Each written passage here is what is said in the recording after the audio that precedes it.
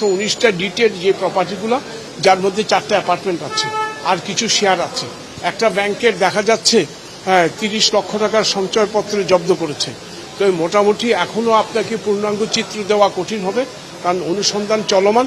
অনুসন্ধান চলার অংশ হিসাবে এই দুটো জব্দের আদেশের জন্য আমরা আবেদন করেছি। আদালত সদয় বিবেচনা করে জব্দ দিয়েছেন।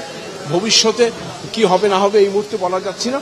টোটাল পূর্ণাঙ্গ চিত্র পাওয়া যাবে অনুসন্ধান কার্য শেষ হলে। সেই জন্য আপনাদেরকে আরো কয়েকটা দিন অপেক্ষা করতে হবে। আমরা দ্রুত গতি দিয়ে এগিয়ে চলছি আইন বিধি মেনেই। কাজেই এখানে আশা করছি খুব আমরা অতি সত্ত্বর অনুসন্ধান শেষ করতে পারবো। হ্যাঁ আসতে পারে। ওনার যদি ব্যাংক অ্যাকাউন্ট বেরিয়ে আসে, ওনার যদি শেয়ার বেরিয়ে আসে, ওনার যদি আরো কিছু বেরিয়ে আসে এবং সেটা যদি আমাদের কাছে মনে হয় অপরাধ লব্ধ আয়, অপরাধ লব্ধ প্রপার্টি, তখনই আমরা সঙ্গে সঙ্গে যাব, আবার চাবো। এটাতে আইনে কোনো ব্যত্যয় ঘটবে না, আইনে কোনো বাধা নেই। না দেখুন, এখনো তো এটা অনুসন্ধানকারী দলের কর্মকর্তাদের উপর ওনারা নির্ভর করবে। এই মুহূর্তে এই ব্যাপারে কিছু বলা যাচ্ছে না। না, সেটা তো আমরা জানি না, সেটা আপনার ইনফরমেশন।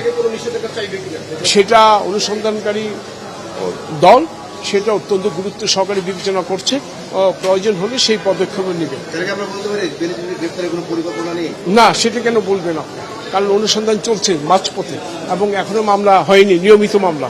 এটা টু মাচ অ্যাক্সেস হবে এই মুহূর্তে বলা। হ্যাঁ, ডেস্টিনির রফিকুল আমিনের জামিনের দরখাস্ত হাইকোর্ট যে খারিজ করে দিয়েছিলেন, তার বিরুদ্ধে তারা লিভ টু অ্যাপিল করেছে। লিভ টু অ্যাপিল আজকে শুনানির জন্য ছিল। তারা আর্গুমেন্ট করেছেন 1 বছর সময় দিয়েছিল, কিন্তু এখনো ট্রায়াল শেষ হয়নি। আমাদের সাবমিশনটা ছিল অলরেডি 109টা সাক্ষী এক্সামিন হয়ে গেছে, ক্রস এক্সামিন হয়েছে। এই 6 মাসের মধ্যে আশা করি 6-7 মাসের মধ্যে আমাদের মামলা শেষ হয়ে যাবে। কাজেই এটা একটা গুরুতর অপরাধ।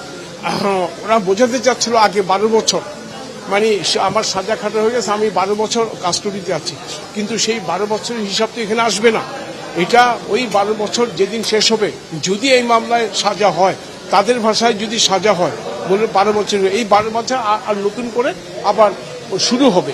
কাজে আমি বললাম এই 12 বছর মানে এটা না যে 12 বছর ওনার খাটা শেষ। আদালত সবকিছু শুনে বিচার বিবেচনা করে আগামী 6 মাসের জন্য মামলাটি স্ট্যান্ড ওভার করলেন। মানে 6 মাস পরে আবার কার্যতালিকায় আসবে। আসার পরে এটা তখন আমাদের ট্রায়ালের কি অবস্থা সেটা আদালতকে অবহিত করতে হবে। ইতিমধ্যে আদালতের আদেশের পর আমি আমাদের পাবলিক প্রসিকিউটর মোহাম্মদ জাহাঙ্গীরের সঙ্গে কথা বলেছি। জাহাঙ্গীরকে বললাম যে আদালত 6 মাসের সময় দিয়েছে এবং জাহাঙ্গীর সাহেব আমাকে নিশ্চিত করেছে এই 6 মাসের মধ্যে মামলাটি শেষ হয়ে যাবে। এর ফলে রফিকুল আমিনকে জেলেই থাকতে হবে। এবং ওনারা চেয়েছিল, উনি খুব অসুস্থ, ওনার লিভারের ফাংশন। আমি বলেছি এর আগে তারা বিভিন্ন ঘটনা অঘটনায় আপনার মোর দেন 60% ছিল পিজি হাসপাতালে। যখনই পত্রপত্রিকায় লেখা হয়, এগুলি আলোচনা হয়, তখনই হুট করে আবার জেলের কাস্টডিতে চলে যায়। ওখানে কিছুদিন থেকে আবার ব্যাক টু প্যাভিলিয়ন ওখানে চলে আসে। কাজেই মাইলট যদি ফ্র্যাকশন ধরেন মোর দেন 60% উনি জেলখানায় ছিল বিভিন্ন অজুহাতে। সেই কথাগুলি বলেছি। আদালত দুপক্ষ শুনে আগামী 6 মাসের জন্য স্ট্যান্ড ওভার করলো। 6 মাসের মধ্যে ইনশাল্লাহ আমরা আশা করি বিচার কার্য শেষ করতে